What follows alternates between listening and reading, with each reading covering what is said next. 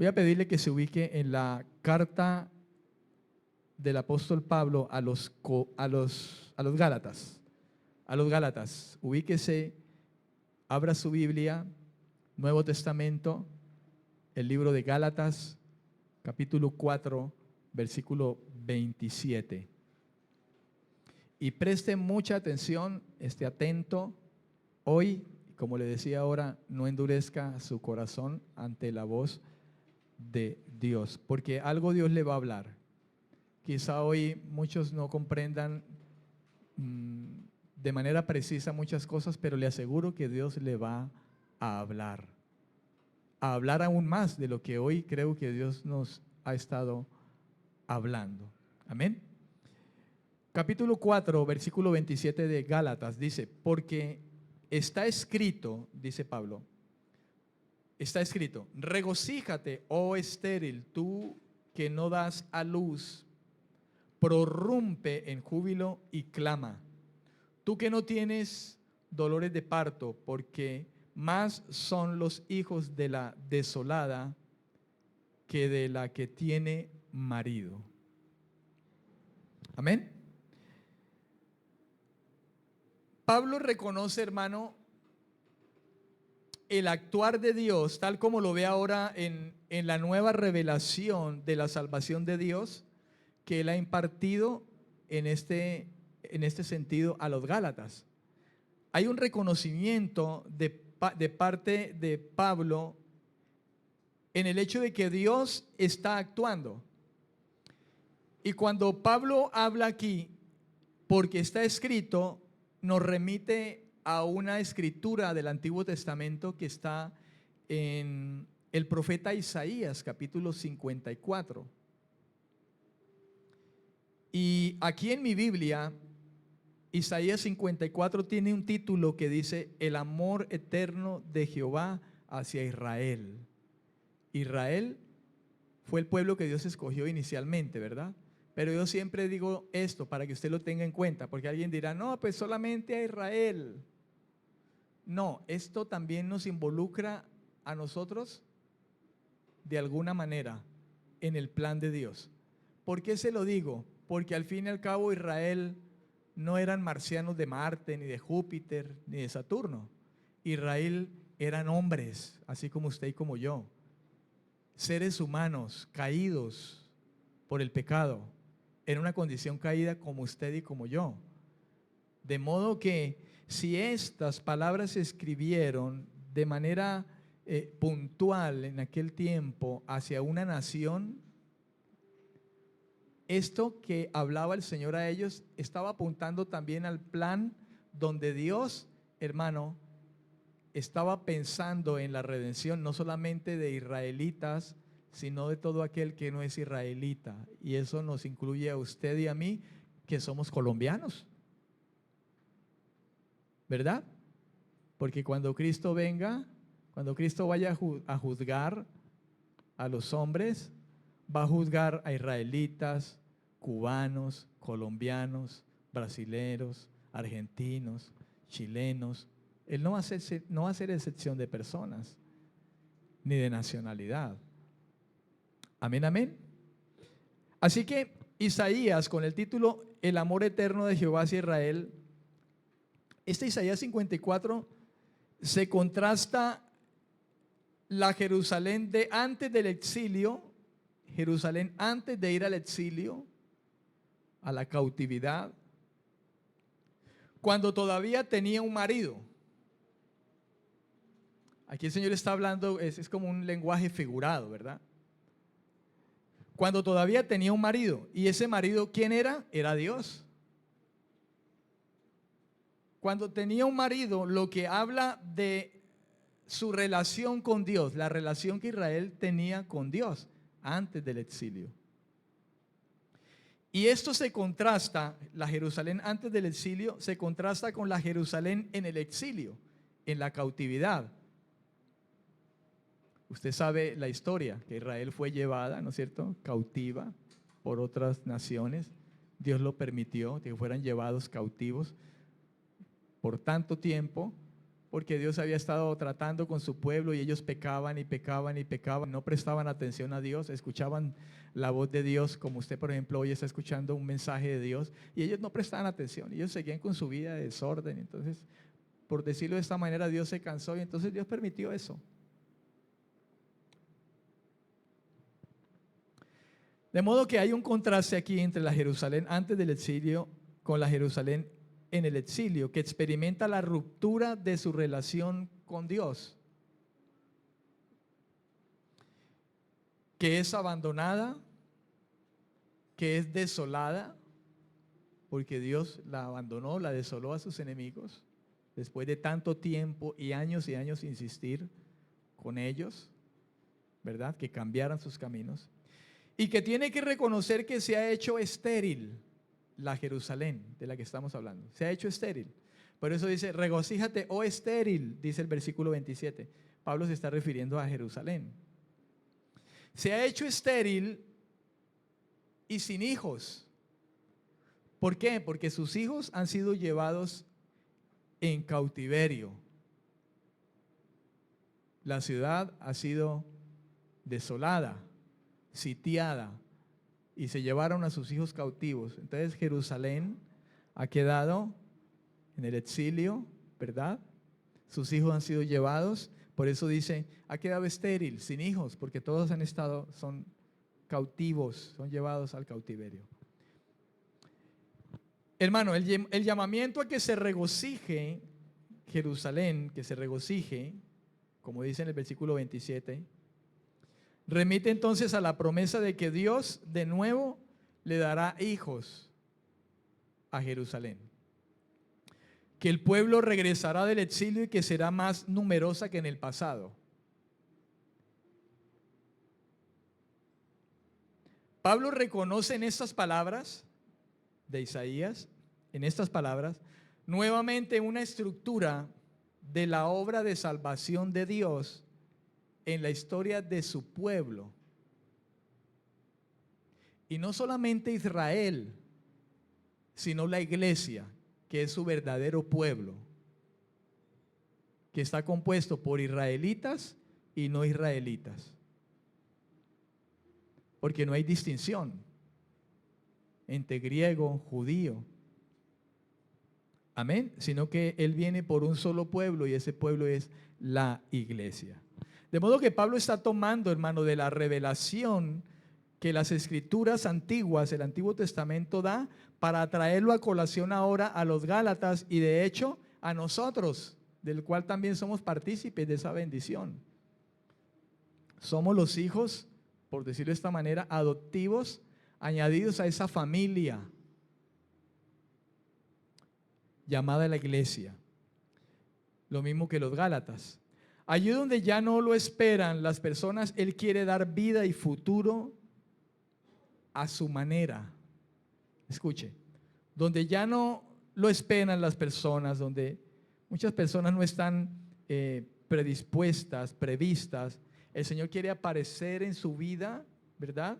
Y quiere dar vida y futuro, pero darlo a su manera, según su plan. Y ese plan ya está previsto, hermano, ya estaba previsto desde la eternidad para los judíos, pero también para nosotros. Y esa manera de Dios es a través de Cristo, lo que llamamos nosotros el Evangelio, la buena noticia de salvación, que Cristo murió por nuestros pecados, pero resucitó para darnos vida eterna con Él. Amén, amén. Y eso es ciertamente y lógicamente si las personas basan su confianza en Él, en su palabra y en su promesa. Escuche, Dios quiere dar vida y futuro a las personas que quizás no lo esperan. Y por eso es que predicamos el Evangelio.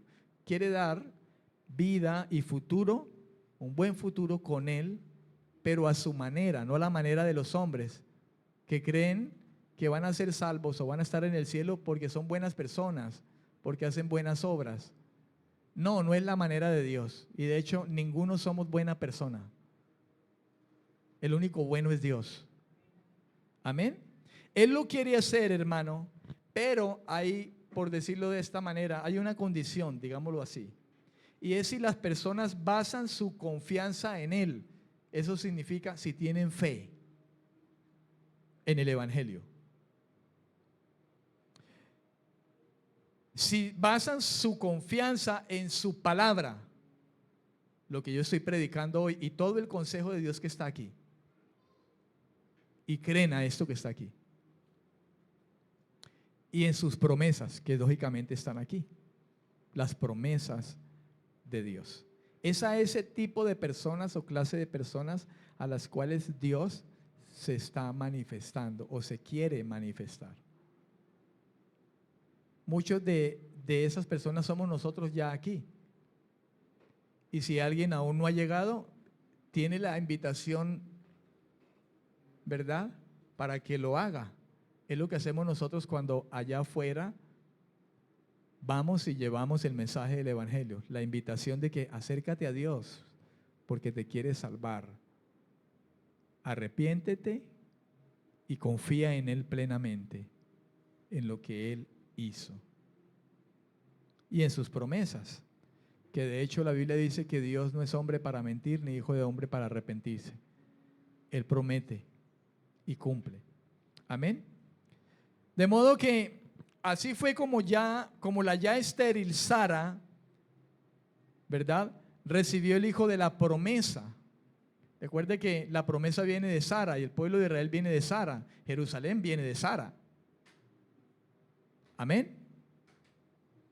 Así es, así en la desesperanza del exilio, Israel también recibió vida nueva. Mire usted cómo Dios vino actuando a través de la historia. Y ahora bien, así es también ahora.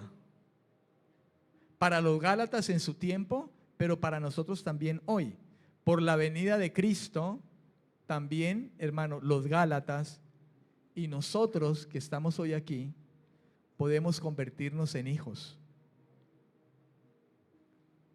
Hijos de la Jerusalén de arriba. Amén. Esto es, cuando hablamos de esta manera figurada, es la iglesia, que se constituye en la nación santa de Dios, o la ciudad santa de Dios. Santo significa alguien apartado por Dios, para Él, apartado del mal, del que el mundo participa. Amén. Por su pecado. Versículo 28. Dice, así que, hermanos, nosotros, como Isaac, somos hijos de la promesa. Pablo supone que le está hablando a verdaderos creyentes, aunque créalo que en medio de la iglesia de los Gálatas tendría que haber gente realmente no cristiana, que no había determinado verdaderamente, no se había determinado verdaderamente por un arrepentimiento y una fe. Créalo que quizá pudieran haber dentro de esa iglesia mucha gente que todavía no había podido llegar a esa verdadera fe. Pero Pablo supone que le está escribiendo a creyentes y quiere que comprendan esto. Dice, así que hermanos, nosotros como Isaac somos hijos de la promesa. Pablo centra ahora la atención de los Gálatas y los centra en la libertad que en esencia los Gálatas deben de poseer. La libertad. ¿Cuál es esa libertad? La libertad del pecado, la libertad de estar sometidos bajo una ley que les condena. De esa libertad es que habla el apóstol Pablo. La promesa es para todos aquellos que son en Cristo. ¿Cuántos están en Cristo aquí? Para los que están en Cristo, porque han creído y han valorado el sacrificio de Cristo, porque se han arrepentido, han cambiado su manera de pensar con respecto al pecado, han abrazado confiar en Cristo, en su sacrificio, y lo han asumido como el Señor de sus vidas y han entregado sus vidas al Señor.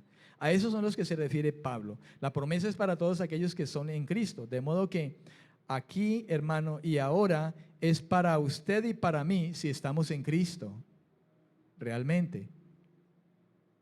Y todos los que oyen y reciben la palabra de Cristo pueden participar de la bendición prometida de Dios, porque Dios quiere aceptarlos como hijos suyos. Tanto Isaac como la iglesia le deben su vida a la promesa de Dios. Hablando del Isaac, de Abraham y de Sara, de donde comenzó el Señor a formar su pueblo, llamando a Abraham y dándole un hijo, por medio del cual vendría el pueblo de Israel y de donde vendría Cristo, el Salvador de todo aquel que cree. Amén. Recuerde usted lo que dice la Biblia. Mucha gente cree y dice esto: todos somos hijos de Dios. La Biblia no dice así. No todos somos hijos de Dios. En San Juan capítulo 1, versículo 12 dice: mas a todos los que le recibieron a Cristo como el Señor, valoraron la cruz, se han arrepentido, ¿verdad? Han tomado a Cristo como el Señor de su vida, Dios mismo hecho hombre que vino a salvarles, los que le recibieron. A los que creen en su nombre, es que creen en Él. Aquí su nombre es que creen en Él, en su persona y en lo que Él es y en lo que Él dice. A eso dice, les dio potestad, derecho legal de ser hechos hijos de Dios. De modo que en este orden de ideas, no todos somos hijos de Dios. No todo aquel que dice ser hijo de Dios lo es. Mucha gente puede decir, yo soy hijo de Dios porque yo creo en Dios y yo rezo y todo.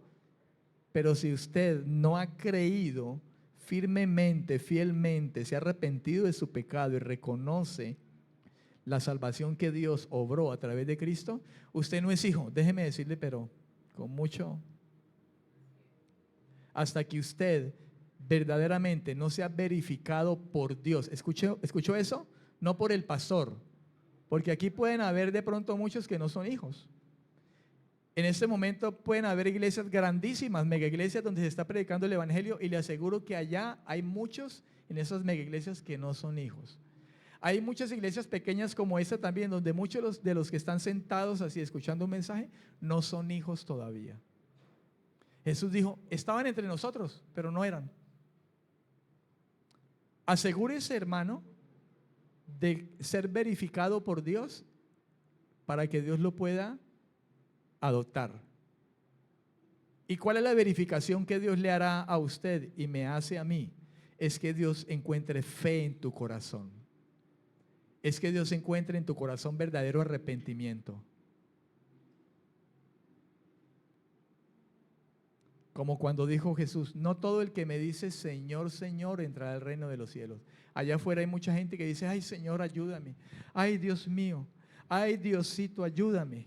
Pero mientras dice eso, está tratando mal a su prójimo, es un adúltero, un fornicario, mundano, mentiroso, deshonra a los padres, es codicioso, es orgulloso, vanaglorioso.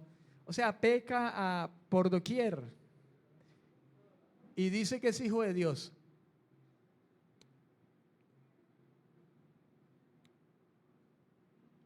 Y que Él es su Señor. Jesús dijo, si tú me dices Señor, entonces haz lo que yo te digo que hagas. Y lo que Dios dice es bueno. La palabra de Dios es buena. La voluntad de Dios es buena, agradable. ¿Y qué? Y perfecta. ¿Me dice amén? Versículos 29 al 31. Estamos en Gálatas capítulo 4, ¿verdad? Si oyes hoy la voz del Señor, no endurezca el corazón, hermano, o quien quiera que me escuche. Pero como entonces el que había nacido según la carne, escuche lo que pasaba en ese tiempo, en el tiempo de Isaac, Abraham, Dice, pero como entonces el que había nacido según la carne perseguía al que había nacido según el Espíritu, así también ahora. Mas, ¿qué dice la Escritura? Echa fuera a la esclava y a su hijo, porque no heredará el hijo de la esclava con el hijo de la libre. De manera, hermanos, que no somos hijos de la esclava, sino de la libre. Ahora Pablo recurre a algo puntual. Usted recuerda que Abraham tuvo una esposa, Isaac, y Dios le dijo a Abraham, Abraham, te voy a dar un hijo. Abraham estaba muy viejo, entrado en años, casi 100. Sara iba por allí, ¿verdad? Por la misma edad. Aparte de ello, Sara era estéril. Sara no había podido tener hijos. Imagine, Sara entrada por ahí 90 y pico de años tendría. ¿Cuánto tiempo estaría con Abraham? Y no habían podido tener hijos. Estaban muerta su matriz. Pero Dios milagrosamente le dio un hijo, Isaac. Pero resulta que antes de que llegara la promesa, pues ellos se afanaron. Entonces le quisieron dar una ayudita a Dios. Entonces Sara, yo no sé cómo se le ocurrió a Sara eso. Vaya y duerma con mi sierva. Solamente a ella se le ocurre, no es una cosa de eso. Pues vaya, amor, y duerma con mi esclava. Y pues Abraham, pues ni corto ni perezoso, pues durmió con la esclava y nació Ismael. Ese es el hijo según la carne, Ismael.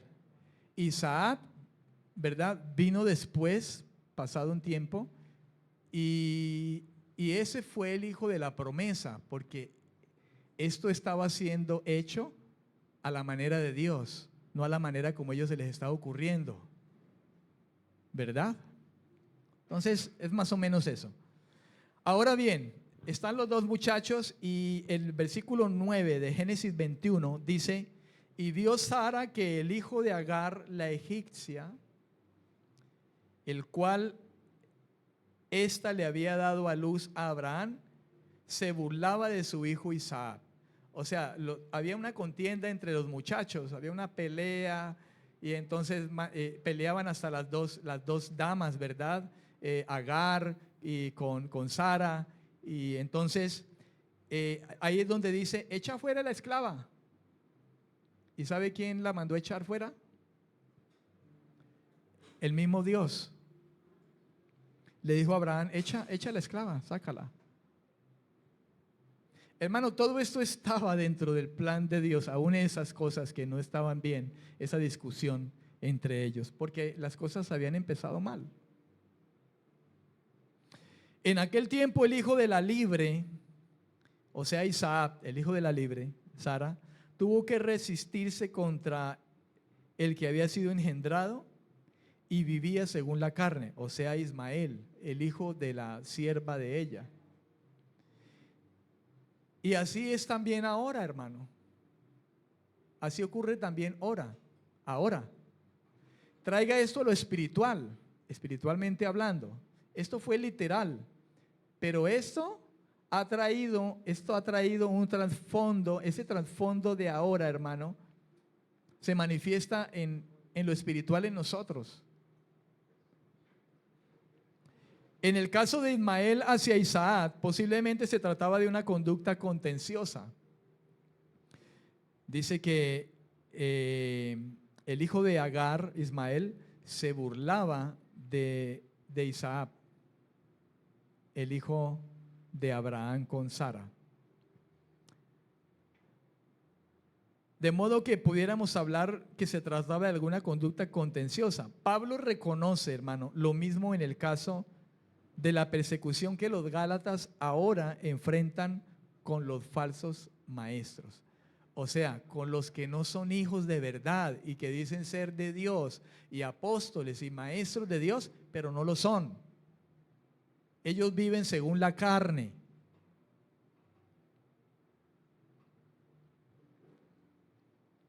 Pablo dice que esta persecución pudiera significar una prueba para la iglesia. ¿De dónde es que están verdaderamente cimentados? Si verdaderamente han creído en el Evangelio. Así como mucha gente ha llegado al Evangelio, ¿verdad? Y de repente se van y caen en lugares donde, hermano, el Evangelio no hay Evangelio, es una cosa totalmente distinta. Porque no llegaron a confiar verdaderamente o a entender verdaderamente el Evangelio.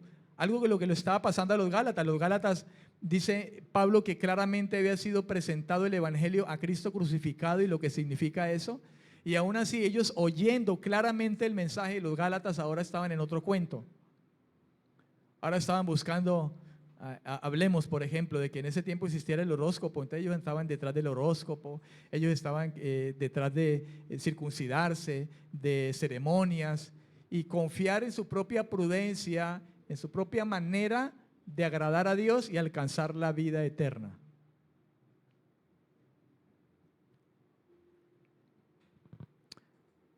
Amén. Pero al mismo tiempo, hermano, Pablo dice que esta persecución puede significar una prueba para la iglesia, pero al mismo tiempo debe ser una señal de que su vida realmente se basa en la promesa de Dios. La herencia prometida por Dios no se recibe por las obras de la ley, sino por la fe en la promesa. ¿Escuchó eso? La herencia prometida por Dios. ¿Cuál es la herencia prometida por Dios? ¿Cuál es la herencia prometida por Dios? El cielo, hermano. La gente, yo creo que en alguna manera la gente no piensa en eso. La gente no está pensando en morirse, ¿verdad? Yo tampoco. Pero el creyente sabe que si le llega la muerte, su final es bueno. Pues normalmente uno como que no piensa en la muerte. Y la gente que no conoce a Dios, pues menos. Como que no piensan en eso. ¿Qué va a pasar después de la muerte? Y si en algún momento piensan en eso, ellos piensan que se van para el cielo. Hombre, yo antes de ser creyente, cristiano, evangélico, llegar a esta fe, yo pensaba que yo me iba para el cielo porque es que yo soy bueno, no le hago mal a nadie, yo no he matado a nadie, yo doy por ahí una que otra limosna, doy moneditas, doy pan a alguien que me ha pedido, ¿verdad? Entonces yo me voy para el cielo. Yo no sé usted, pero yo por lo menos estaba convencido de que yo me moría y me iba para el cielo. Y si no, pues por lo menos me iban a hacer misas y me iban a sacar de allá donde estuviera y ¡prum!, me iban a meter al cielo. Por lo menos yo, que decía ser católico, pensaba de esa manera. No sé usted.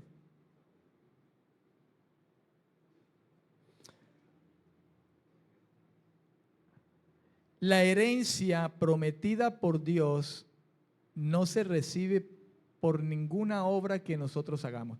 Hermano, usted puede ser un buen ciudadano, digámoslo humanamente, en términos humanos puede ser una buena persona. Ya dijimos, bueno solamente es Dios. Ante Dios ningún ser humano es bueno, todos somos pecadores. Pero hablemoslos en términos humanos. En términos humanos yo puedo decir que usted, mi hermano, y yo somos buena persona. Usted le pregunta a alguien, vea, y el pastor que está allá, ¿él qué tal? Usted puede decir, no, mi pastor es buena persona, pero objetivamente yo no lo soy. Objetivamente usted tampoco lo es. Pero hablando en términos humanos, usted y yo somos buenas personas. Hermano, el hecho de ser buenas personas, hacer buenas obras, hacer una cosa, orar, y hay que orar, y orar largas oraciones, no me pierdo un culto, me sé toda la Biblia de pasta a pasta, hermano, pero mientras yo no haya atendido al llamado del arrepentimiento y la fe genuina en el Señor, que es la manera de Dios, yo no tengo herencia con Dios. La herencia prometida por Dios no se recibe por las obras de la ley, sino por la fe en la promesa de Dios. La promesa de Dios es, tú te arrepientes de corazón, crees en mí, yo te salvo. Él viene por los que son de fe y con Él estarán los que son de la fe de Jesús, dice la carta a los Romanos. Esos serán los justificados. La importancia para Pablo es justamente el mantenimiento de la unidad de la iglesia, una unidad. Iglesia Resplandor, usted que me escucha, Dios sigue siendo el mismo ayer, hoy y siempre. Y esto mismo que está en la mente y en el corazón de Dios y ha sido trasladado también como revelación al corazón de Pablo, que es el que predicó este evangelio de los Gálatas, y hoy nosotros tenemos esas palabras aquí.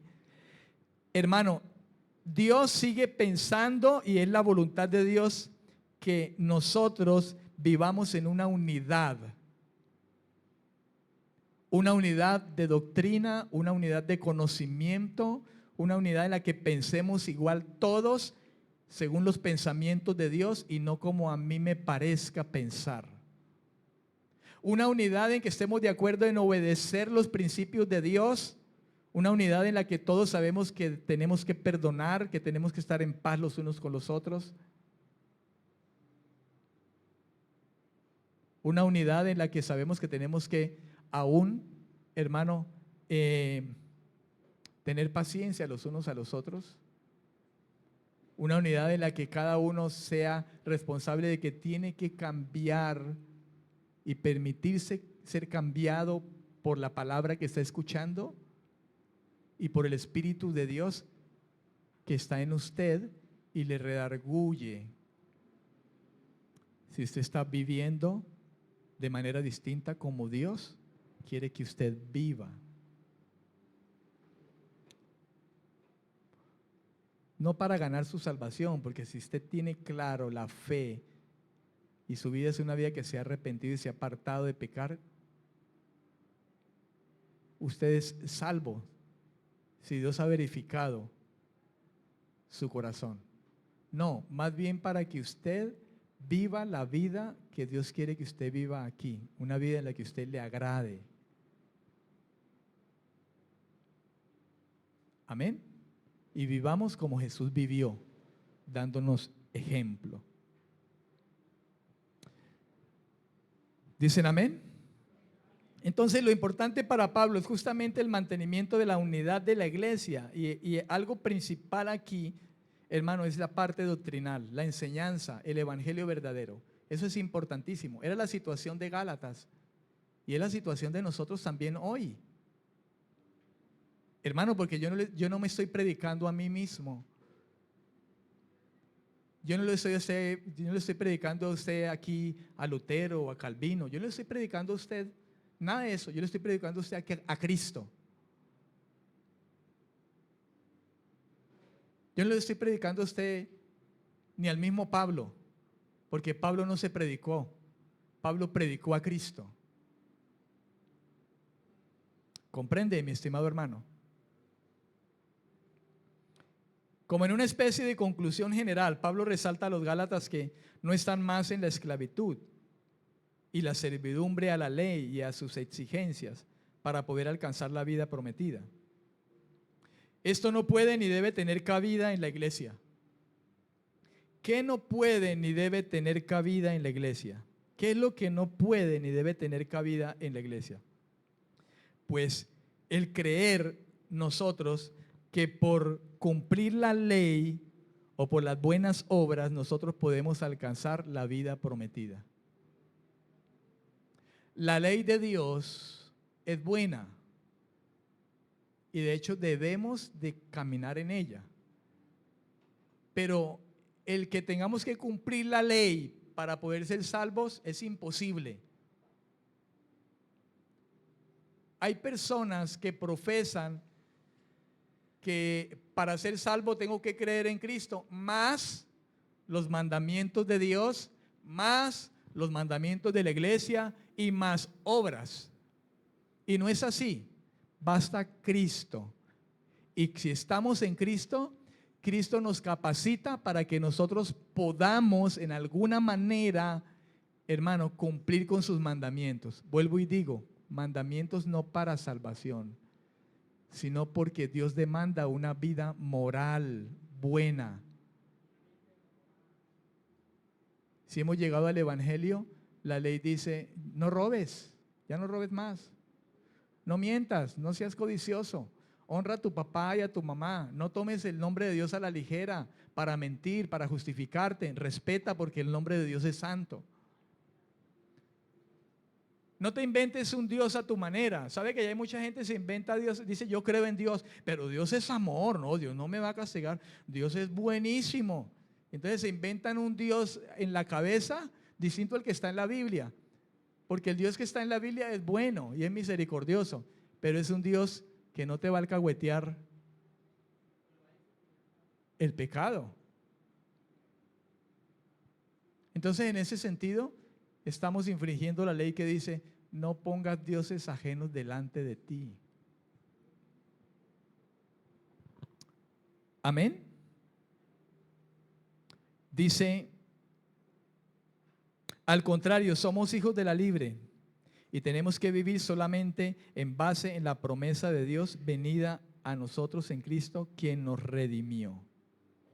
Somos hijos de la libre. ¿Qué significa de la libre? Significa de aquel que ha nacido del agua y del espíritu. Lo que es carne, carne es.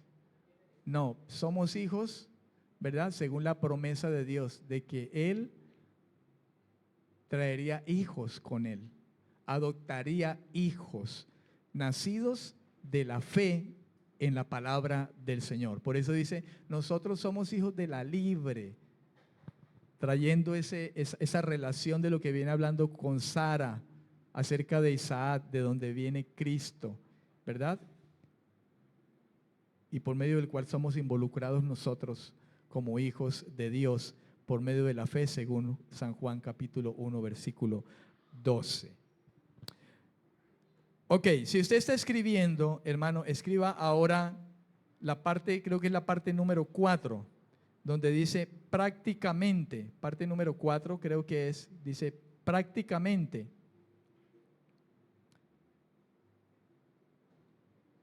Terminamos hasta allí entonces, hermano, la parte doctrinal, ¿verdad? Ahora la parte práctica, o en el bosquejo general se escribe prácticamente, no sé si lo tienes allí, ¿sí? Prácticamente, 2 puntos. Pablo exhorta a los creyentes. Pablo exhorta a los creyentes. Y esto va desde el capítulo 5, versículo 1, hasta el capítulo 6, versículo 10. Desde el capítulo 5, versículo 1, hasta el capítulo 6, versículo 10. Entonces entramos al capítulo 5 de Gálatas, capítulo 5. Usted puede colocar un título allí para comenzar ese capítulo 5, puede colocar un título que diga así, puestos en una posición de libertad. Puestos en una posición de libertad. Para iniciar ese capítulo 5, puestos en una posición de libertad.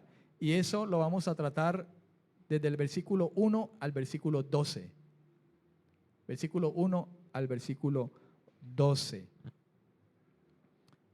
Estoy tratando de ser lo más claro posible y usted toma sus notas y trata de hacerlo también. Hermano, créalo que esto que estamos haciendo no es pérdida de tiempo. Esto es una riqueza espiritual para usted, conocer lo que dice la palabra del Señor.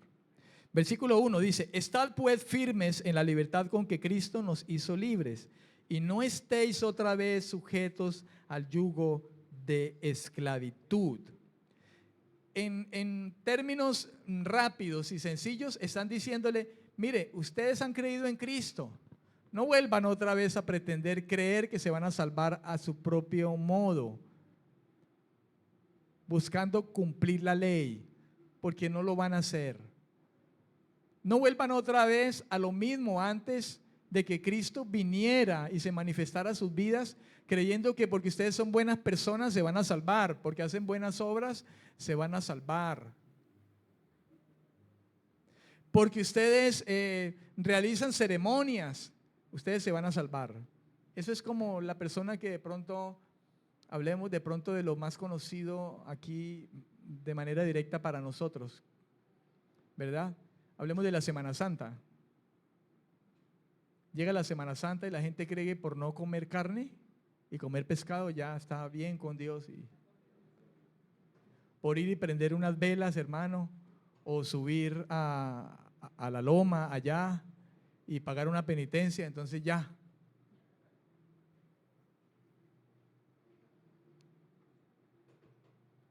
Por darse golpes de pecho. Todo eso, hermanos, son ceremonias, tradiciones, costumbres. Eso no sirve. Todo eso es vano.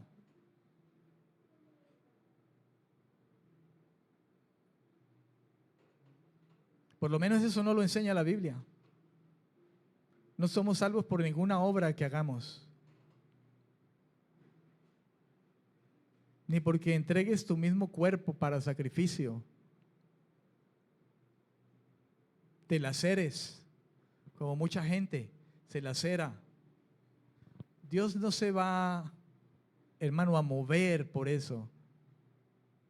La Biblia dice, al corazón contrito y humillado no despreciarás tú, oh Jehová. ¿Qué significa eso? El que se arrepiente de su pecado, reconoce que está condenado, que ninguna ley es capaz de cumplir, porque nosotros no somos capaces de cumplir la ley. Nosotros somos violadores de la ley, hermano. Nos gusta. La debilidad de la carne está allí. Es tan sencillo que hay un semáforo en rojo y el rojo dice no pases y pasamos.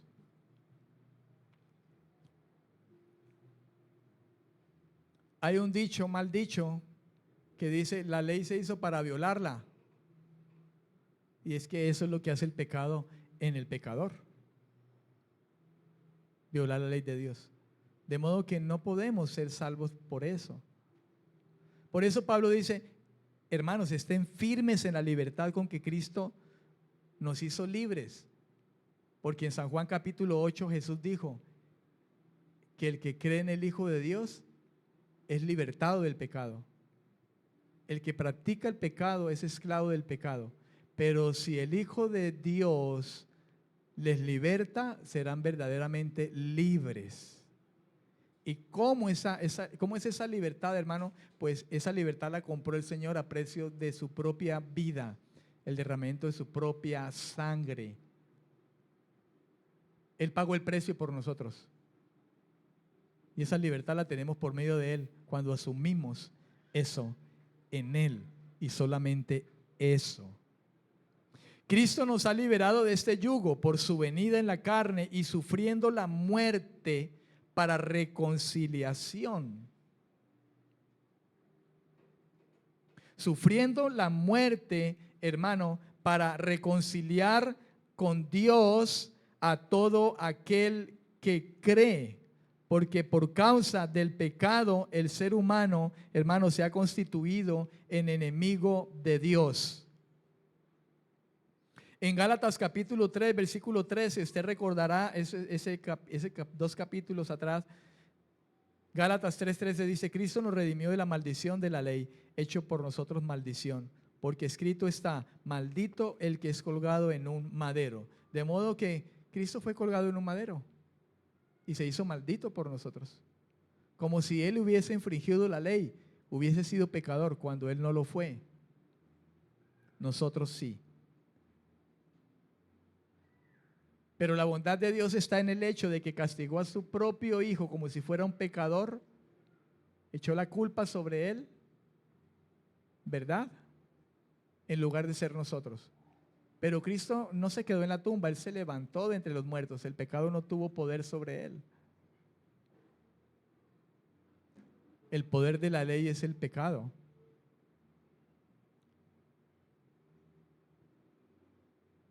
La ley se aprovecha del pecado para cumplir su cometido, por decirlo de esa manera.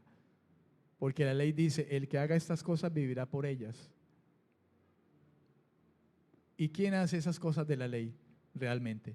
Nosotros no podemos. El ser humano va a fallarle a Dios por causa del pecado. En Hechos capítulo 15, versículos 10 al 11, hermano, dice la Biblia, ahora pues, ¿por qué tentáis a Dios poniendo sobre la cerviz de los discípulos un yugo que ni nuestros padres ni nosotros hemos podido llevar? Antes creemos que solo por la gracia del Señor Jesús seremos salvos de igual modo que ellos.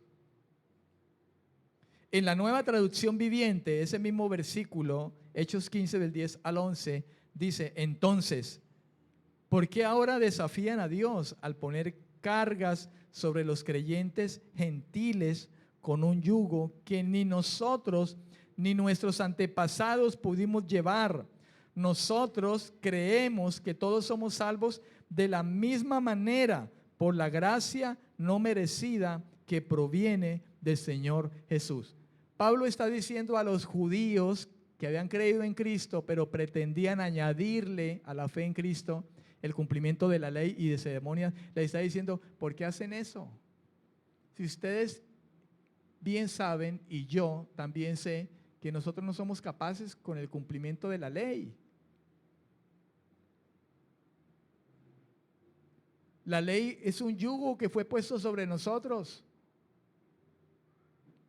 La ley nos condena porque dice: si usted cumple la ley, usted es salvo por ello. Pero fue puesta precisamente para mostrarnos que no somos capaces de ser salvos por ello. Cuando dice: el que haga estas cosas vivirá por ellas, se salvará, por decirlo de alguna manera. Dios sabía de antemano, hermano, que la ley no podríamos cumplirla. Pero usted y yo sabemos que Dios puso la ley, sus mandamientos, para mostrarnos efectivamente de que somos incapaces de cumplir esa ley. Y entonces tendríamos que volver la mirada a Cristo.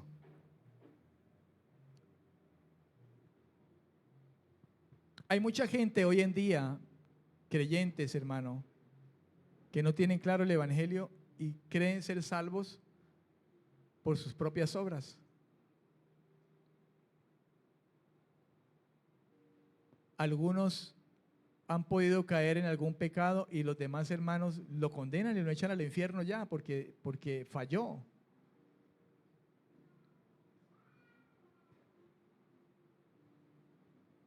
Pero la invitación de Dios cuando alguien peca es: arrepiéntete y levántate de allí. Si como hijos llegamos a caer en alguna cosa de esas, ni se le ocurra ahora, porque yo digo esto, jugar con el pecado. No juegue con el pecado. No juegue con la tentación. Jesús nos enseñó, cuando los discípulos le dijeron: Señor, enséñanos a orar, Jesús les dijo a esos que estaban con él, que ya eran escogidos, ¿verdad? Creyentes, les dijo: cuando ustedes oren al Señor, dígale: Señor, no me dejes caer en tentación y líbrame del mal. Nosotros somos aún vulnerables de alguna manera a caer en pecado, hermano. Pero Dios nos ha provisto de su capacidad para no hacerlo. Por eso Jesús decía a aquellos: cuando oren, digan: Señor, no me dejes caer, ayúdame, líbrame del mal, líbrame del maligno. Porque el maligno tienta de muchas maneras. El mundo está bajo el poder del maligno. ¿Y qué hace el mundo? ¿Qué hace el mundo con usted, cristiano, creyente? Dígame, ¿qué hace el mundo con usted? ¿Qué hace el mundo? Dígame. A mí me tienta. A mí el mundo me tienta. De muchas maneras. Pero Jesús dijo: Señor, no te estoy diciendo que los saques del mundo, sino que los guardes del mundo. Ayúdalos. Y para ello nos ha dado la bendición de su Espíritu Santo y su palabra, que obran ambas, las dos, juntas. Nunca el Espíritu Santo estará llevando tu vida contrario a la palabra. Y nunca la palabra te estará llevando contrario a la guía del Espíritu Santo. Versículo número 2, Gálatas 5:2. He aquí, yo Pablo os digo que si os circuncidáis, de nada os aprovechará Cristo, dice Pablo. A muchos gálatas que, influenciados por judíos, les estaban diciendo: es necesario que se circunciden. Hablando físicamente de la circuncisión en el varón, ¿verdad? Que se circunciden para que ustedes puedan ser parte del pueblo de Dios. No basta solamente Cristo. Ellos dirían quizá: sí, está bien Cristo, pero es necesario que se circunciden. La ceremonia de la circuncisión se lleve a cabo. Pero Pablo dice, he aquí yo, Pablo, les digo que si se circuncidan, de nada les va a aprovechar Cristo. Porque la intención de ellos, hermano, era seria. Era seguir confiando continuamente en la justificación propia de ellos por una ceremonia, por una circuncisión física. De alguna manera, hermano, estaban dejando la cruz de un lado, el valor de lo que Cristo hizo en la cruz, siendo engañados por los falsos maestros. También Pablo mismo había sido circuncidado, ¿sabe? Pablo era circuncidado. La costumbre judía es que cuando nacía un varón a los 8 días de nacido, le circuncidaban. Jesús mismo fue circuncidado el 8º día. De modo que Pablo, siendo un fariseo, siendo judío, fariseo de la tribu de Benjamín, ¿verdad? Él mismo había sido circuncidado desde pequeño, según la ley, porque él cumplía la ley. De hecho, era celosísimo con la ley, las tradiciones, las costumbres, las ceremonias, las fiestas y todo aquello. Pero Pablo, una vez venido a Cristo, transformado, salvado, hermano, nacido de nuevo, pues la circuncisión estaba en él. ¿Cómo descircuncidarlo? Si ya había sido cortado el prepucio, ¿verdad? Por lo menos en aquel tiempo, yo no sé hoy, por tanto avance de la ciencia, ¿verdad?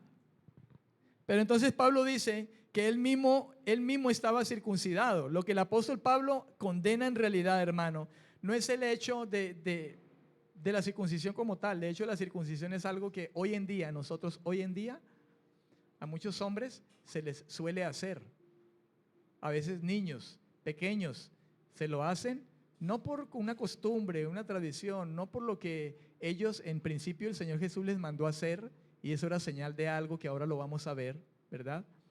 Pero hoy en día lo hacen, se hace por higiene, se hace por salud física del varón, ¿verdad? Pero el asunto aquí, hermano, no es tanto el hecho físico. Lo que el apóstol Pablo condena es la exigencia que se imponía a los cristianos no judíos, los gálatas en este caso, de hacerse circuncidar. Una exigencia que se presentaba como una condición, este era el punto, como una condición para que pudieran participar realmente de la salvación. Y no es así. Eso pudiéramos traerlo nosotros ahora, pensando de que yo tengo que hacer muchas obras, tengo que hacer, aparte de la fe en Cristo, muchas otras cosas. Tengo que orar mucho, tengo que ayunar mucho, tengo que servir mucho para alcanzar mi salvación, y que la voy a alcanzar por mis propias fuerzas. No es así. Y efectivamente debo orar. Ayunar está bien, vigilar igual, leer las escrituras y conocerlas y estudiarlas mucho mejor aún. Todas esas cosas tenemos que hacerlas. Pero no están, hermano, dentro del orden de lo que me va a salvar, sino de que yo crea que el Señor es mi Salvador, valore su sacrificio y haya llegado a la fe, a abrazar la verdadera fe y confianza en lo que Él hizo y reconozca mi condición de pecador. Si ellos se sometieran a esta exigencia de circuncidarse, Cristo no les aprovechará en nada, porque están creyendo plenamente en ello, y Cristo no es suficiente. Ahora, uno diría, ¿por qué diría Pablo esto? Que Cristo no les aprovecharía de nada. ¿Por qué?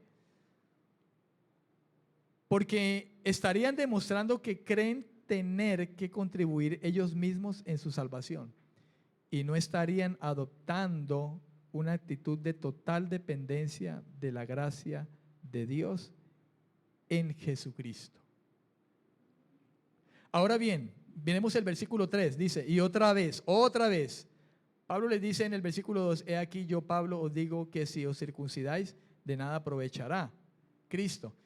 Y vuelve e insiste y dice, y otra vez testifico a todo hombre que se circuncida, que está obligado a guardar toda la ley. Este versículo 3 viene como de una conversación, digámoslo así. Aquí lo separamos, está separado por versículos, pero esto viene en un solo contexto del tema que está hablando Pablo. Pablo no ha cambiado el tema.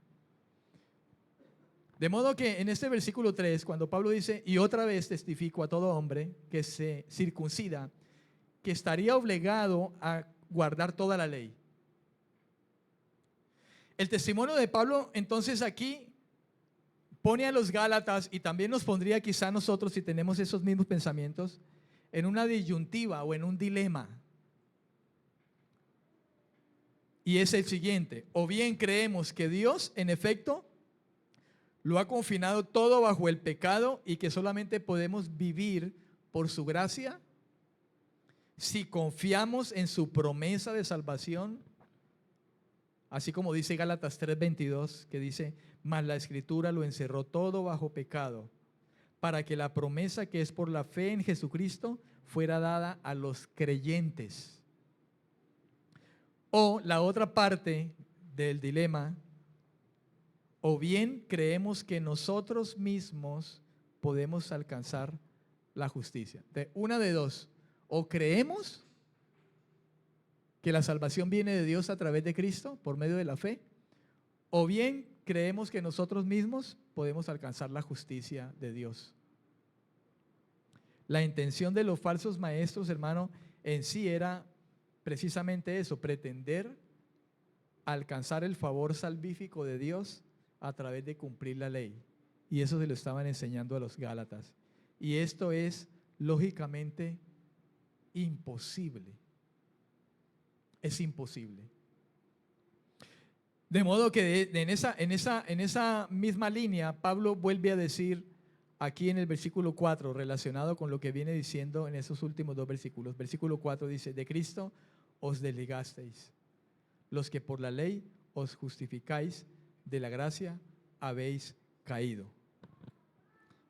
Quien busca la justicia por la fe en Cristo, hermano, escuche esto: la persona que busca la justicia de Dios, el ser justificado delante de Dios, llegar a ser justificado delante de Dios, y lo hace por la fe en Cristo, lo espera todo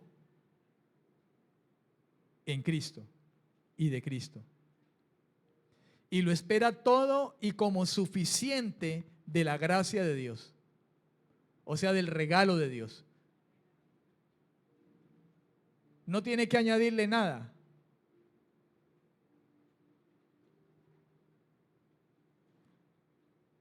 Quien quiere alcanzar la justicia por las obras de la ley está confiando en sus propios méritos. Yo soy bueno, no le hago mal a nadie, yo hago buenas obras, yo me guardo y cosas por el estilo. Y lógicamente tenemos que guardarnos, ¿verdad? Por eso decimos, Señor, no me dejes caer en tentación. Estas dos vías, hermanos, se descartan mutuamente y por completo. O usted decide que es por la fe, o usted decide que es por sus propios méritos.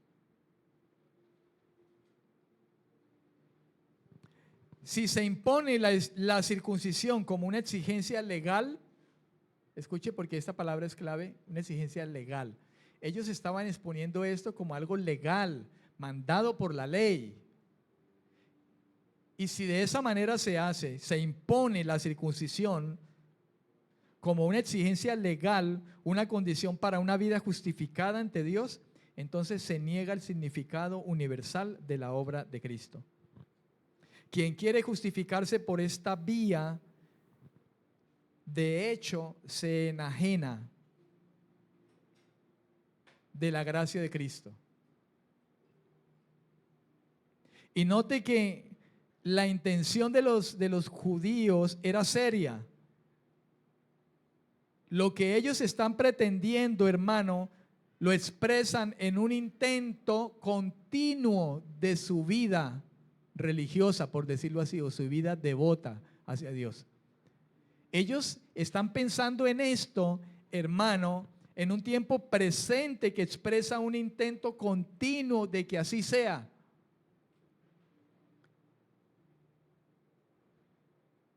Si esto hacen, ellos mismos se están sacando, por decirlo así, se están saliendo a sí mismos de la gracia que Dios les está extendiendo. La salvación gratuita, el regalo gratuito de la salvación. Ahora, vendría una pregunta, ¿por qué Pablo habla de esta manera quizá? Alguien pensaría, entonces voy a perder mi salvación, o estos Gálatas perdieron su salvación, se tienen que volver a arrepentir otra vez, o algo así.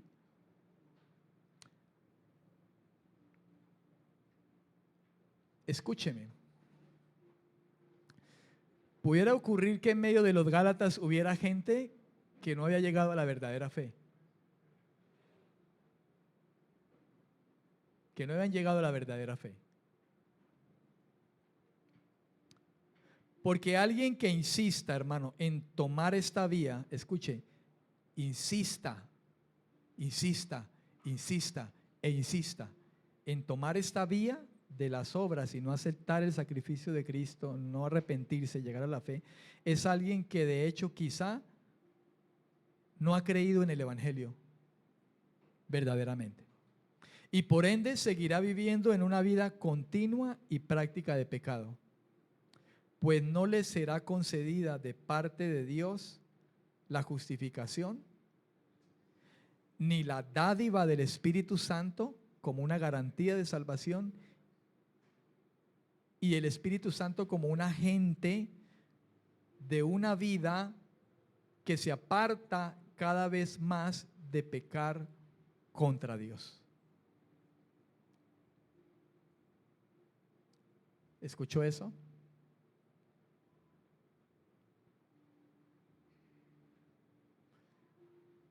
De Cristo os desligasteis, los que por la ley os justificáis, de la gracia habéis caído. Sí, hermano, si esto era un pensamiento continuo de muchos Gálatas y el Espíritu Santo decía, el que tenga oídos oiga lo que dice el Espíritu. Y esta es palabra inspirada por Dios mediante el Espíritu. Estaría diciendo de alguna manera el Señor a través de Pablo, por el Espíritu Santo, a los Gálatas, el que tenga oídos oiga y examínese. Y escuche si muchos de los que oyeron el Evangelio realmente llegaron al Evangelio. Porque quizá muchos no habían creído verdaderamente en el Evangelio y por ende querían seguir viviendo una vida continua y de práctica de pecado. Y si así pensaban, no les sería concedida la justificación ni el Espíritu Santo en sus corazones como sello y garantía de salvación. Amén, amén. Entonces es importante en esto, hermano, que nosotros y muchos creyentes tengamos que examinarnos si realmente estamos en la fe. De hecho, Pablo dijo a los romanos, a los corintios, dijo, examinaos a vosotros mismos si verdaderamente estáis en la fe. Y a los romanos se les dijo que mas vosotros no andáis en el espíritu, en la carne, según la carne, si es que el Espíritu de Dios está en vosotros. Dejemos allí. Póngase en pie, por favor, esta